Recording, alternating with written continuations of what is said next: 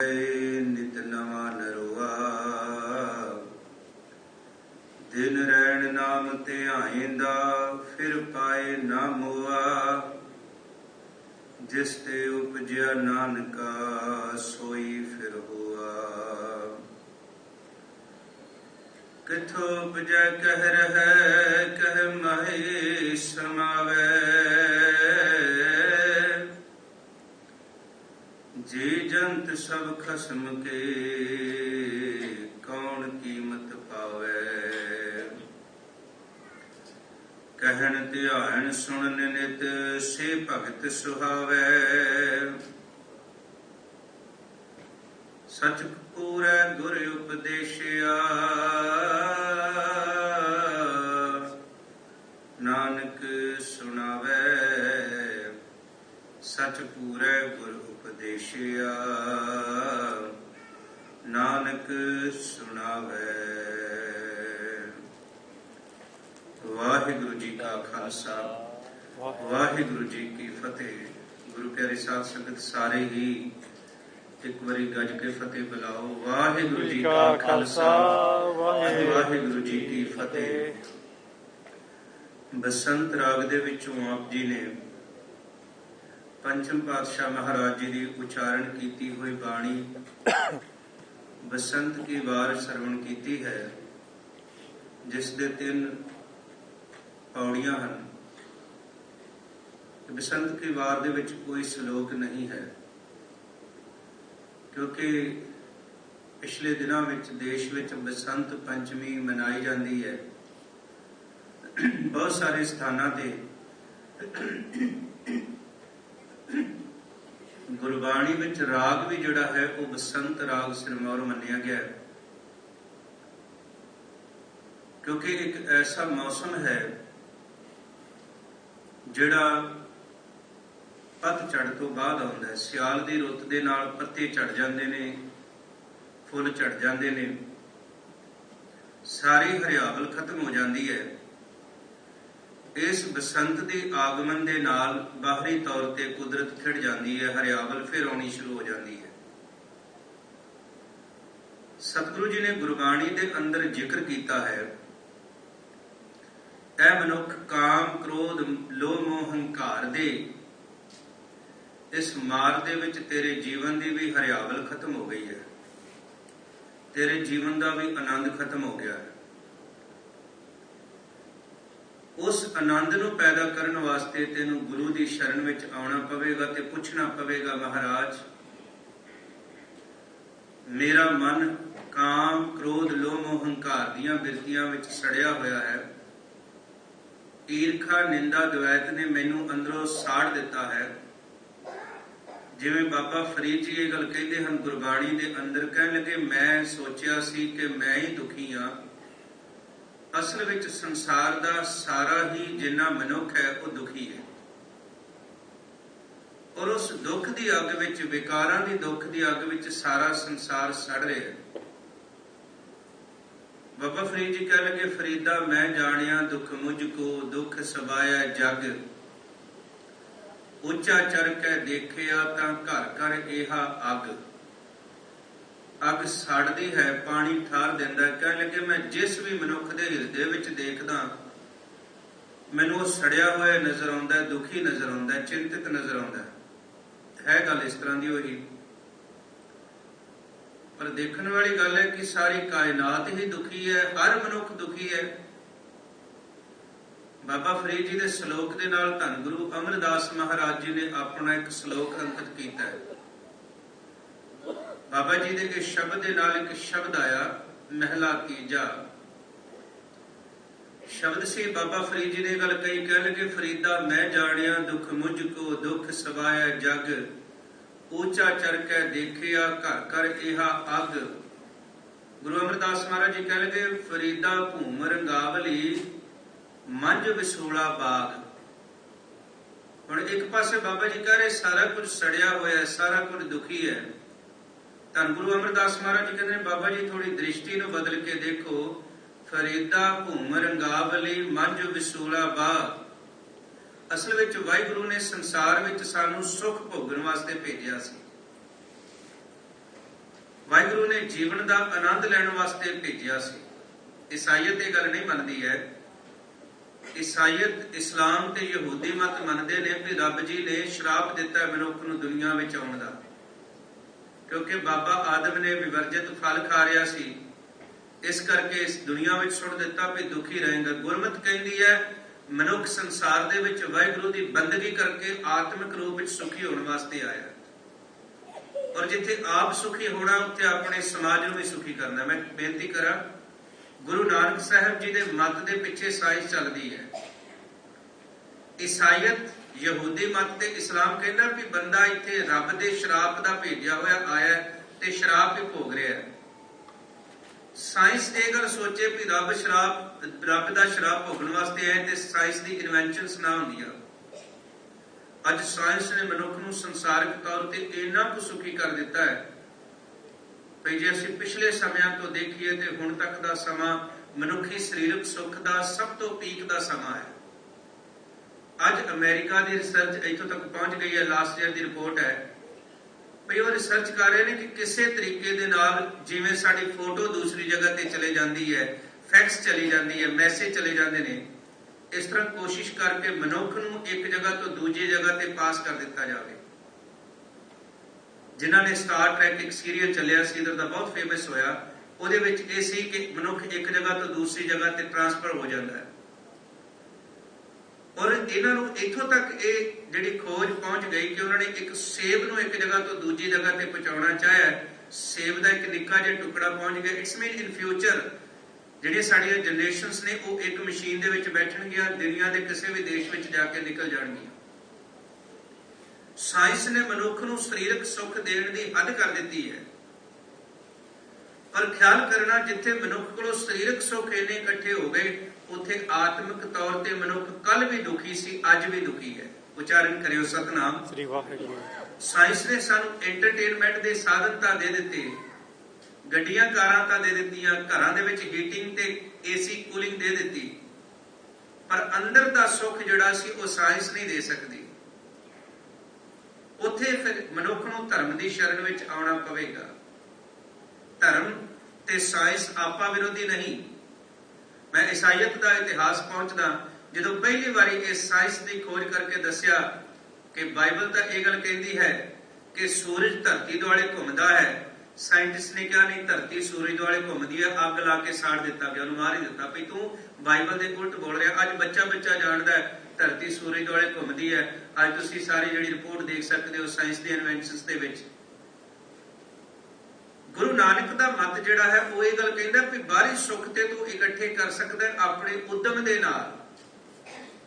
हुण ख्याल करना, दुनिया का एक 40% हिस्सा ऐसा है जिहदे कोल 2 टाइम की रोटी नहीं है खाण वास्ते। असीं तां चंगे आ, साडे कोल बहुत कुछ है, पर बहुत कुछ होने के बावजूद भी असीं दुखी हाँ। जो थले लंगर हाल विच बैठे असीं गल्लां करदे ना, असीं सारे दुखी हुंदे आ। या असीं किसी का सुख देख के दुखी हो रहे हैं, या अपने करके दुखी हो रहे हैं। साडे कोल किसी का सुख भी नहीं देखा जाता। धर्म ने सानू गल समझाई। गुरु साहब कह लगे सब तो पहला एक काम करके दूसरे नाल ईर्खा करनी छड्ड दे, जिहड़ा सब तो वड्डा काम सी। ईर्खा साडे जीवन का एडा वड्डा हिस्सा है कि कहानी एक पढ़ी सी, कहते एक बंदे ने परमात्मा की बहुत बंदगी की, बहुत सिमरन किया, परमात्मा प्रगट हो गए। कहते मंग की मंगदा है?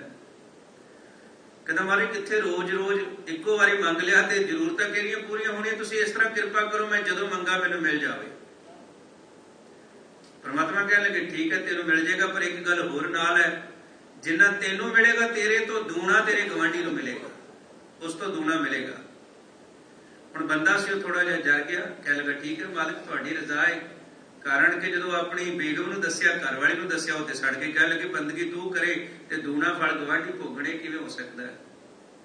पर चलो दिल ते पत्थर रख के वो कहती भी एक रब कोलों कोठी मंग लै। कह लगा परमात्मा कोठी दे दिओ, कोठी बन गई, गवांढियां दियां 2 बन गई। परमात्मा कार दे दे, गवांढियां दियां 2 आ गई, घोड़े दे दे, गवांढियां दे डबल आ गए, पुत्र दे दे, गवांढियां दे 2 हो गए। ईर्खा हुण बिल्कुल चढ़ गई सिखर ते। एक ईर्खा का दुख इन्ना है, मनुख अपने दुख करके उन्ना दुखी नहीं जिन्ना दूजिआं नूं सुखी देख के दुखी होता है। ये मनुखी फितरत है। ਹੁਣ ਇੱਕ ਦਿਨ ਟੁੱਟੇ ਮੰਜੇ ਤੇ ਪੈ ਗਈ, ਭੁੱਖ ਹੜਤਾਲ ਕਰ ਦਿੱਤੀ, ਕਹਿੰਦੀ ਨਾ ਰੋਟੀ ਖਾਣੀ ਹੈ ਨਾ ਖਵਾਉਣੀ ਹੈ। ਸਰਦਾਰ ਜੀ ਸ਼ਾਮ ਨੂੰ ਆਏ, ਹੁਣ ਰੋਟੀ ਨਾ ਮਿਲੇ ਕਿੰਨੀ ਮੁਸ਼ਕਿਲ ਦੀ ਗੱਲ ਹੈ। ਕਹਿਣ ਲੱਗਾ ਵੀ ਗੱਲ ਕੀ ਹੋਈ ਹੈ? ਕਹਿਣ ਲੱਗੀ ਜੋ ਮੈਂ ਕਹਿੰਦੀ ਹਾਂ ਰੱਬ ਕੋਲੋਂ ਉਹ ਮੰਗ, ਨਹੀਂ ਤੇ ਨਾ ਤੈਨੂੰ ਰੋਟੀ ਮਿਲਦੀ ਹੈ, ਨਾ ਮੈਂ ਪਕਾਉਣੀ ਹੈ, ਤੇ ਨਾ ਮੈਂ ਜਿਉਣਾ ਹੈ। ਉਹ ਕਹਿੰਦਾ ਵੀ ਦੱਸ ਕੀ ਮੰਗੀਏ? ਕਹਿੰਦੀ ਰੱਬ ਕੋਲੋਂ ਮੰਗ ਵੀ ਅਸੀਂ ਸਾਰਾ ਟੱਬਰ ਕਾਣਾ ਹੋ ਜਾਈਏ। ਇਹ ਕਾਣੇ ਹੋਏ ਤੇ ਗਵਾਂਢੀ ਸਾਰੇ ਅੰਨੇ ਹੋ ਗਏ। ਕਹਿਣ ਲੱਗੀ ਹੁਣ ਰੱਬ ਜੀ ਕੋਲ ਮੰਗ ਵੀ ਸਾਡੇ ਬੂਹੇ ਅੱਗੇ ਇੱਕ ਖੂਹ ਪੁੱਟਿਆ ਜਾਵੇ। ਗਵਾਂਢੀਆਂ ਦੇ ਅੱਗੇ 2 ਖੂਹ ਪੁੱਟੇ ਗਏ। ਹੁਣ ਗਵਾਂਢੀ ਵਿਚਾਰੇ ਅੰਨੇ ਸਨ, ਜਦੋਂ ਬਾਹਰ ਨਿਕਲ ਲੱਗੇ ਖੂਹ ਚ ਡਿੱਗ ਕੇ ਮਰ ਗਏ। ਆਪ ਕਾਣੇ ਹੋਣਾ ਕਬੂਲ ਕਰ ਲਿਆ ਹੈ, ਆਪਣੇ ਬੂਹੇ ਅੱਗੇ ਖੂਹ ਪੁੱਟੇ ਜਾਣਾ ਕਬੂਲ ਕਰ ਲਿਆ ਹੈ, ਪਰ ਕਿਸੇ ਗਵਾਂਢੀ ਦਾ ਸੁੱਖ ਦੇਖਣਾ ਕਬੂਲ ਨਹੀਂ। ਕਿਸੇ ਦੂਸਰੇ ਨੂੰ ਸੁਖੀ ਅਸੀਂ ਦੇਖ ਨਹੀਂ ਸਕਦੇ, ਸਾਡੀ ਫਿਤਰਤ ਆ। ਖਾਸ ਤੌਰ ਤੇ ਸਾਡੀ ਜਿਹੜੀ ਸਿੱਖ ਕੌਮ ਹੈ ਨਾ, ਅਸੀਂ ਦੂਸਰੇ ਦਾ ਸੁੱਖ ਦੇਖ ਸਕਦੇ ਹਰ ਜਗ੍ਹਾ ਤੇ, ਅਸੀਂ ਆਪਣਿਆਂ ਦਾ ਸੁੱਖ ਨਹੀਂ ਦੇਖ ਸਕਦੇ। ਆਪਣੀ ਕਮਿਊਨਿਟੀ ਨੂੰ ਅਸੀਂ ਤਰੱਕੀ ਕਰਦਿਆਂ ਨਹੀਂ ਦੇਖ ਸਕਦੇ। ਗੁਰਬਾਣੀ 'ਚ ਜ਼ਿਕਰ ਹੈ, ਕਹਿ ਲਗੇ ਤੁਹਾਡੇ ਦੁੱਖ ਦਾ ਕਾਰਨ ਹੀ ਵੱਡਾ ਇਹ ਹੈ ਕਿ ਤੁਸੀਂ ਇੱਕ ਦੂਜੇ ਨੂੰ ਸੁਖੀ ਨਹੀਂ ਦੇਖ ਸਕਦੇ। ਮਹਾਰਾਜ ਨੇ ਜ਼ਿਕਰ ਕੀਤਾ, ਕਿਉਂਕਿ ਦੁੱਖ ਦੀ ਗੱਲ ਕਰ ਰਹੇ ਹਾਂ, ਦੁੱਖ ਤੋਂ ਸੁੱਖ ਵੱਲ ਜਾਣਾ ਹੈ। ਮਹਾਰਾਜ ਕਹਿ ਲਗੇ ਪਰ ਕਾ ਬੁਰਾ ਨਾ ਰੱਖੋ ਚੀਤ, ਦੂਸਰੇ ਦਾ ਦੁੱਖ ਜਿਹੜਾ ਮਨ 'ਚ ਨਾ ਰੱਖ, ਦੂਸਰੇ ਦੇ ਪ੍ਰਤੀ ਈਰਖਾ ਨਾ ਰੱਖ, ਦੂਸਰਿਆਂ ਦੇਖ ਕੇ ਸੜ ਨਾ। ਸਾਡੇ ਉੱਥੇ ਟਰੱਕਾਂ ਤੇ ਲਿਖਿਆ ਹੁੰਦਾ ਸੜ ਨਾ ਰੀਸ ਕਰ। ਸਤਿਗੁਰੂ ਬਾਣੀ 'ਚ ਕਹਿ ਲਗੇ ਪਰ ਕਾ ਬੁਰਾ ਨਾ ਰੱਖੋ ਚੀਤ, ਦੂਸਰੇ ਦੇ ਪ੍ਰਤੀ ਮਾੜੀ ਭਾਵਨਾ ਦਾ ਤਿਆਗ ਕਰ ਦੇ, ਦੂਸਰੇ ਦੇ ਪ੍ਰਤੀ ਮਾੜਾ ਸੋਚਣਾ ਛੱਡ ਦੇ। ਫਿਰ ਕੀ ਹੋਏਗਾ ਮਹਾਰਾਜ? ਸਤਿਗੁਰੂ ਕਹਿਣ ਲੱਗੇ ਤੁਮ ਕੋ ਦੁੱਖ ਨਹੀਂ ਭਾਈ ਮੀਤ। ਉਚਾਰਨ ਕਰਿਓ ਸਤਨਾਮ ਸ੍ਰੀ ਵਾਹਿਗੁਰੂ। ਇਹ ਕਰਨਾ ਔਖਾ ਸੀ, ਜੇ ਅਸੀਂ ਕਰ ਦਿੱਤਾ, ਦੂਸਰਾ ਸੁਖੀ ਹੈ ਤੇ ਅਸੀਂ ਵੀ ਕਿਹਾ ਮਹਾਰਾਜ ਸਾਨੂੰ ਵੀ ਸੁੱਖ ਦਿਓ। ਉਹਦੇ ਦੇਖ ਕੇ ਸੜਨਾ ਨਹੀਂ ਸੀ, ਈਰਖਾ ਨਹੀਂ ਸੀ ਕਰਨੀ। ਸਤਿਗੁਰੂ ਕਹਿਣ ਲੱਗੇ ਫਿਰ ਤੂੰ ਦੁਖੀ ਨਹੀਂ ਹੋਵੇਗਾ। ਗੁਰੂ ਅਮਰਦਾਸ ਮਹਾਰਾਜ ਜੀ ਕਹਿਣ ਲੱਗੇ ਸੰਸਾਰ ਜਿਹੜਾ ਹੈ ਬੜਾ ਸੁੱਖ ਦੇਣ ਵਾਲਾ ਹੈ, ਪਰ ਨਾਲ ਸਤਿਗੁਰੂ ਕਹਿਣ ਲੱਗੇ ਚੁਣਨਾ ਤੂੰ ਆਪ ਹੈ ਕਿ ਦੁਖੀ ਹੋਣਾ ਕਿ ਸੁਖੀ ਹੋਣਾ। ਇਹ ਚੋਇਸ ਸਾਡੀ ਹੈ, ਕਿਉਂਕਿ ਸਤਿਗੁਰੂ ਕਹਿਣ ਲੱਗੇ ਆਪੇ ਬੀਜ ਆਪੇ ਹੀ ਖਾ, ਜੋ ਬੀਜੈ ਖਾਵੇ ਸੋਏ। ਬੀਜਿਆ ਸੀ ਈਰਖਾ ਤੇ ਉਹਦਾ ਫਲ ਪ੍ਰੇਮ ਵਿੱਚੋਂ ਕਿੱਥੋਂ ਹੋਏਗਾ? ਫਰੀਦਾ ਭੂਮ ਰੰਗਾਵਲੀ ਮੱਝ ਵਿਸੂਲਾ ਬਾਗ, ਜੋ ਜਨ ਪੀਰ ਨਿਵਾਜਿਆ ਤਿੰਨਾ ਅੰਚ ਨਾ ਲਾਗ। ਅੰਚ ਕਹਿੰਦੇ ਅੱਗ ਨੂੰ। ਜਿਨ੍ਹਾਂ ਨੇ ਗੁਰੂ ਦੀ ਸੇਵਾ ਕੀਤੀ, ਧੰਨ ਗੁਰੂ ਅਮਰਦਾਸ ਮਹਾਰਾਜ ਜੀ ਕਹਿ ਲਗੇ ਉਹ ਮਨੁੱਖ ਦੁਖੀ ਨਹੀਂ ਹੋਏ, ਉਹ ਮਨੁੱਖ ਦਾ ਅੰਦਰ ਵੀ ਸੁਖੀ ਤੇ ਉਹ ਬਾਹਰ ਵੀ ਸੁਖੀ ਹੈ। ਘਰ ਸੁਖ ਵਸਿਆ ਬਾਹਰ ਸੁਖ ਪਾਇਆ, ਕਹੋ ਨਾਨਕ ਗੁਰ ਮੰਤਰ ਦ੍ਰਿੜਾਇਆ। ਅੰਦਰੋਂ ਵੀ ਸੁਖੀ ਹੋ ਗਏ ਤੇ ਬਾਹਰੋਂ ਵੀ ਸੁਖੀ ਹੋ ਗਏ। ਇਹ ਸੁਖ ਦਾ ਆਧਾਰ ਸਤਿਗੁਰੂ ਦੀ ਬਾਣੀ ਹੈ। ਮਹਾਰਾਜ ਸਤਿਗੁਰੂ ਜੀ ਦੀ ਫਿਰ ਬਾਣੀ ਬਸੰਤ ਕੀ ਵਾਰ ਆਈ। ਸਤਿਗੁਰੂ ਕਹਿ ਲਗੇ ਬਾਹਰ ਤੂੰ ਨਾ ਵੀ ਚਾਹਵੇਂ ਤਾਂ ਰੁੱਤ ਬਦਲ ਜਾਣੀ ਹੈ। ਹਰ ਸਾਲ ਬਸੰਤ ਆਉਣੀ ਹੈ, ਹਰ ਸਾਲ ਸਰਦੀ ਆਉਣੀ ਹੈ, ਹਰ ਸਾਲ ਗਰਮੀ ਆਉਣੀ ਹੈ, ਹਰ ਸਾਲ ਸਾਵਨ ਆਉਣਾ ਹੈ, ਪਰ ਤੇਰੇ ਅੰਦਰ ਦਾ ਮੌਸਮ ਜਿਹੜਾ ਉਹ ਬਦਲਣਾ ਨਹੀਂ। ਆ ਬਾਹਰੋਂ ਫੱਗਣ ਆ ਗਿਆ, ਪਰ ਅੰਦਰ ਦਾ ਫੱਗਣ ਬਦਲਣਾ ਪਏਗਾ। ਫਲਗੁਣ ਅਣਦ ਉਪਾਰ ਜਣਾ, ਗ੍ਰਹਿ ਪ੍ਰਗਟੇ ਪ੍ਰਭ ਆਏ। ਅੰਦਰ ਪ੍ਰਮਾਤਮਾ ਪ੍ਰਗਟ ਹੋ ਜਾਏ ਤੇ ਆਨੰਦ ਦੀ ਉਪਜ ਹੈ, ਨਹੀਂ ਤੇ ਅੰਦਰ ਤੇ ਫਿਰ ਸੜਿਆ ਪਿਆ। ਅੰਦਰ ਤੇ ਕਤਕ ਕਰਮ ਕਮਾਵਣੇ, ਦੋਸ਼ ਨਾ ਕਾਹੂ ਜੋਗ। ਪਰਮੇਸ਼ਰ ਤੇ ਭੁੱਲਿਆ ਵਿਆਪਨ ਸਭੇ ਰੋਗ। ਇਹ ਅਵਸਥਾ ਸਾਡੀ ਚੱਲਦੀ ਰਹੇਗੀ। ਹੁਣ ਬਾਹਰੀ ਤੌਰ ਤੇ ਬਸੰਤ ਦੀ ਰੁੱਤ ਆਈ ਤੇ ਕਿਉਂਕਿ ਦੇਸ਼ ਦੀ ਗੱਲ ਹੈ, ਇੱਥੇ ਤਾਂ ਅਜੇ 2-3 ਮਹੀਨੇ ਲੱਗ ਜਾਣੇ ਨੇ ਬਸੰਤ ਨੂੰ ਆਉਂਦਿਆਂ, ਪਰ ਕੁਦਰਤ ਖਿੜੀ, ਫੁੱਲ ਖਿੜੇ, ਫਲ ਖਿੜੇ, ਮੌਲੀ ਧਰਤੀ ਮੌਲਿਆ ਆਕਾਸ਼ ਵਾਲੀ ਅਵਸਥਾ ਆ ਗਈ। ਤੇ ਸਾਹਿਬ ਸਤਿਗੁਰੂ ਮਹਾਰਾਜ ਕਹਿ ਲੱਗੇ ਐ ਮਨੁੱਖ ਬਾਹਰ ਤਾਂ ਬਸੰਤ ਆ ਗਈ ਹੈ, ਤੇਰੇ ਜੀਵਨ ਵਿੱਚ ਬਸੰਤ ਆਵੇ ਉਹਦੇ ਲਈ ਕੁਝ ਉਪਰਾਲਾ ਕਰ। ਸਤਿਗੁਰੂ ਨੇ ਫਿਰ ਬਸੰਤ ਰਾਗ ਦੇ ਵਿੱਚ ਉਚਾਰਨ ਕੀਤਾ। ਮਹਾਰਾਜ ਜੀ ਕਹਿ ਲੱਗੇ ਨਾਨਕ ਤਿੰਨਾ ਬਸੰਤ ਹੈ ਜਿਨ ਘਰ ਵਸਿਆ ਕੰਤ। ਉਹਨਾਂ ਦੇ ਵਾਸਤੇ ਬਸੰਤ ਹੈ ਜਿਨ੍ਹਾਂ ਦੇ ਹਿਰਦੇ ਵਿੱਚ ਵਾਹਿਗੁਰੂ ਵਸ ਗਿਆ। ਮੌਸਮ ਬਹੁਤ ਵਧੀਆ ਹੋਵੇ ਨਾ, ਪਤੀ ਪਤਨੀ ਦਾ ਵਿਛੋੜਾ ਪਿਆ ਹੋਵੇ ਤੇ ਦੋਵੇਂ ਜਣੇ ਜਿੱਥੇ ਵੀ ਹੋਣੇ ਕਹਿੰਦੇ ਨੇ ਮੈਂ ਇਸ ਮੌਸਮ ਨੂੰ ਕੀ ਕਰਨਾ ਜੇ ਮੇਰਾ ਜੀਵਨ ਸਾਥੀ ਮੇਰੇ ਨਾਲ ਨਹੀਂ ਹੈ। ਸਾਹਿਬ ਕਹਿ ਲਗੇ ਨਾਨਕ ਤਿਨਾ ਬਸੰਤ ਹੈ ਜਿਨ ਘਰ ਵਸਿਆ ਕੰਤ, ਜਿਨ ਕੇ ਕੰਤ ਦਿਸ਼ਾਪੁਰੀ ਸੇ ਅਹਨਿਸ ਫਿਰੈ ਜਲੰਤ। ਬਸੰਤ ਤੇ ਉਹਨੂੰ ਜਿਨ੍ਹਾਂ ਦੇ ਕੋਲ ਵਾਹਿਗੁਰੂ ਹੈ, ਜਿਨ੍ਹਾਂ ਕੋਲ ਗੁਰੂ ਦਾ ਸ਼ਬਦ ਆ। ਕਲ ਤਾਤੀ ਠਾਂਡਾ ਹਰ ਨਾਉ, ਸਿਮਰ ਸਿਮਰ ਸਦਾ ਸੁਖ ਪਾਓ। ਤੇ ਜਿਹਦੇ ਕੋਲ ਵਾਹਿਗੁਰੂ ਦਾ ਨਾਮ ਨਹੀਂ ਹੈ, ਮਹਾਰਾਜ ਜੀ ਕਹਿ ਲਗੇ ਨਾਨਕ ਅਨ ਦਿਨ ਬਿਲਪਤੇ ਜਿਉ ਸੁਣਜੈ ਕਰ ਕਾ। बसंत की वार दी रमता होई। सतगुरु कह लगे बाहर खिड़िया अंदर दा खिड़ाओ चाहना है ते हर का नाम ध्याई कै हो हरिया भाई। हरि दा नाम जप, हरि दा नाम जपण दे दो तरीके ने। एक तो परमात्मा नूं चेते करना बार बार। गुरु ग्रंथ साहिब महाराज जी की बाणी परमात्मा का नाम है। इसे करके सतगुरु कह लगे जे नाम नूं समझना है तेनों बाणी नूं समझना पवेगा। जिस मनुख ने सतगुरु की गुरबाणी की समझ नहीं ना पाई वह मनुख का जपिया होया नाम थाए नहीं जे पैंदा। यह गल समझ लैनी। वो जपदा रहिंदा है, माला फेरदा रहिंदा है, गिनती दे पाठ करेगा या वह खंड पाठ कराएगा, आम के बैठेगा नहीं। वो सोचता है मैं बड़ा बड़ा कर्म किया है। सतगुरु कह लगे ए बाणी जो जियो जाने तिस अंतर रवै हर नामा। गुरु प्यारे साध संगत जिहड़ा कल दिन लंघिया ना 16 फरवरी, कल के दिन प्रोफैसर साहब सिंह होरां दा जन्मदिन सी, जिन्हां ने सिख कौम नूं एक बड़ी वड्डी महान देन दित्ती। साडे जो बहुतिआं नूं उन्हां दा नाम ही चेते नहीं होना भी ये किन्हां दा नाम है। बहुत सारे साधां दा, होर सारे संतां दा चेते होवेगा, पर जिस मनुख ने अपनी जिंदगी ला दी गुरु ग्रंथ साहिब जी की बाणी नूं व्याकरणक तरीके दे नाल ग्रामैटिकली ਉਹਦੇ अर्थ करने वास्ते, उसनूं अज कौम का बहुता हिस्सा जानता नहीं है। बचपन का नाम सी नथू राम। 8वीं क्लास में अमृत छक के साहिब सिंह बन गए। मैं कल पंजाब रेडियो ते उन्हां दी डिस्कशन कर रहा सी। गरीबी इन्नी ज़्यादा भाई 10वीं की पढ़ाई कराने वास्ते पिता जी चढ़ाई कर गए तो अंतिम इच्छा सी भी इन्हूं 10वीं पास करा दो, मुंडा जिहड़ा है वो पढ़न वाला है। भूआ ने अपनिया जिहड़े गहने सन वो गहने रख के पैसे चुके तो 10वीं पास करा देते।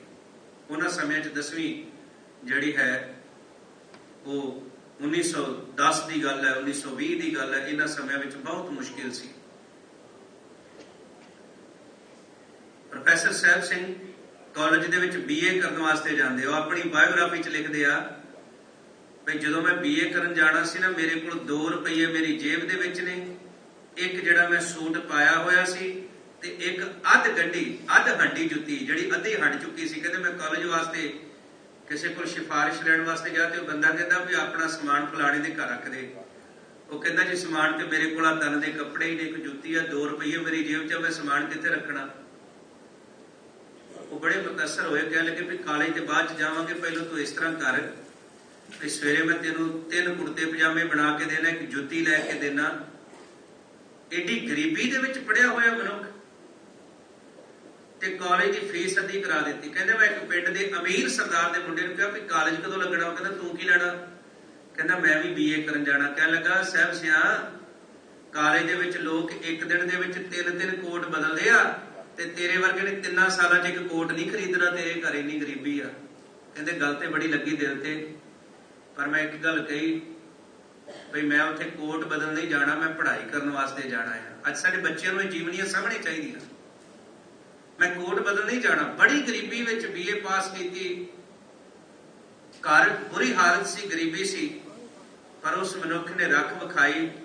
संस्कृत दे विच कॉलेज विचों टॉप करके गोल्ड मैडल हासिल किया प्रोफैसर साहब सिंह ने। गुरबाणी पढ़ रहे सन, गुरु ग्रंथ साहिब दे असीं भी रोज पढ़ते हैं। 2 तुकां आईयां आहर सब करदा फिरे, आहर एक ना होए, नानक जित आहर जग उपजिया बिरला पूजै कोई। उत्थे आहर शब्द 3 तरीके नाल आया है। आहर मुक्त है, दूसरे आहर दे रारे नूं सिहारी है, तीसरे आहर नूं रारे नूं औंकड़िया। कहंदे आहर ते शब्द एक आया, औंकड़ क्यों लगा, सिहारी क्यों पई? तां फिर उस तो ग्रामर खोजण दा, व्याकरण खोजण दा मन में शौक पैदा होया। उस मनुख ने जिंदगी के 20-25 साल की घालना तो बाद गुरु ग्रंथ साहिब का दर्पण, गुरु ग्रंथ दर्पण, गुरु ग्रंथ साहिब ने पूरे अर्थ करके कौम की झोली में पाए। असीं पाठ रोज करते ना संगत। मैं बेनती करा घट तो घट जपजी साहिब का सटीक प्रोफैसर साहब सिंह का पढ़ के देखियो, सानू पता लगेगा जिहड़ी बाणी असीं 10 मिनट च पढ़ जाने हैं ना, उस बाणी दे विच महानता कितनी, उहदे अर्थ की ने, उहदी जिंदगी नूं देन की है। सतगुरु सच्चे पातशाह महाराज जी सानू बख्शिश करते हैं। कह लगे इस बाणी तो तेनों नाम का ज्ञान मिलता नहीं, तो जिहड़ा बाबा उनका माला फड़ा जाता, कोई 108 वाली फड़ा जाता, कोई 52 वाली फड़ा जाता। गुरु ग्रंथ साहिब महाराज नूं पुछो, महाराज सतगुरु की बाणी में जिक्र कह लगे सब तो पहलों नित उठ गावो प्रभु की बाणी। सिख का यह फर्ज आ। मैं कई बार देखता ना सिख कौम के दोखी तो सिक्खी नूं खत्म करने वास्ते तुले है, पर जिहड़ा सिख आ वो अपने परिवार विचों सिक्खी खत्म करने वास्ते आप तुरिया होया। होर ते मैं ज्यादा गल ना करा, जिस परिवार विच सतगुरु की बाणी पढ़ी नहीं जाती, जिस परिवार विच सतगुरु की बाणी गाई नहीं जाती, जिस परिवार विच सतगुरु की बाणी की विचार नहीं हुंदी, समझ लेना वो परिवार गुरु नानक की सिक्खी च नहीं है। बाकी गल ना मैं करा। और इस विच की गल है, जे कोई सिख परिवार बाणी पढ़ रहा ना, असीं उहदे कोलों सेध लैण दी बजाय उहनूं गल्लां करनियां शुरू कर देने, लै वड्डे वेखे पाठी पाठ करदे बाणी पढ़दे। साडे दिमाग 'च इह गल आ गई भई पाठ सिर्फ पाठी कर सकदे, सिखां वास्ते पाठ नहीं है। भई भाई पाठ करनगे, रागी पाठ करनगे, पाठी पाठ करनगे, साडा इहदे नाल लैणा देना कोई नहीं। पर जदों असीं आउंदे आ मंगदे गुरु ग्रंथ साहिब महाराज कोलों उचारण करियो सतनाम श्री वाहिगुरू। मंगण दी वारी गुरु साडा है, पाठ करन दी वारी किसे होर दा है। गुरु के हुक्म च चले कोई होर दाता मैनू मिल। महाराज जी कहते बण कह केते लै लै मुकर पाही, दात गुरु ग्रंथ साहब तो लैनी। जो महाराज कहते नित उठ गावो प्रभ की बाणी, फिर कहते महाराज गुरुद्वारे भाई साहब का पाठ कर रहे, मैनू की लोड़ है करन दी। फिर सतगुरु कहने लगे थाल विच तिन वस्तु भइयो, सत संतोख विचारो, हर का नाम ध्याय कै हो हरिया भाई। प्रभु की बंदगी कर, ते प्रभु की बंदगी, प्रभु की सोच, प्रभु नूं विचारना, चेते करना भी वाहिगुरु किस तरह का है। वाहिगुरु बारे ज्ञान लेना होवे ना, तो वह गुरु ग्रंथ साहब की बाणी तो संसार विच वाहिगुरु नूं किसी ने व्याख्यान नहीं किया। इन्ना सब सतगुरु कहने लगे प्रभु जो तुहाडे वल देखदा ते अपने जीवन वल देखदा ते कंपैरेटिवली एक गल सामने आउंदी है, हम मैले तुम ऊजल करते, हम निर्गुण तू दाता, हम पापी तुम पाप खंडन, नीको ठाकुर देसा। असी मैले हो चुके हैं क्योंकि तुहाडे नालों टुट चुके हैं। हम मैले तुम ऊजल करते, हम निर्गुण, साडे च गुण ही कोई नहीं। तुम करो भला हम भलो न जाने। सतगुरु कहने लगे उस प्रभु का चिंतन कर करके उहदे गुणां नूं चेते कर, ते चेते कर करके उन्हां गुणां नूं अपने जीवन विच वसा लै। इस करके असीं गुरु ग्रंथ साहिब महाराज दे कोल आए हैं। इसे करके गुरु कोल आउणा सी। गुरा एक देह बुझाई, सबना जियां का एक दाता, सो मैं विसर न जाए। सतगुरु कह लगे फिर सिख दे जीवन की आरंभता इस गल नाल हुंदी है, गुर सतगुरु का जो सिख अखाए सो भल के उठ हर नाम ध्यावै। सवेरे उठे इशनान करे, वाहिगुरु का ध्यान धरदा होया वाहिगुरु शब्द का जप करे, वाहिगुरु के गुणां का ध्यान धरे।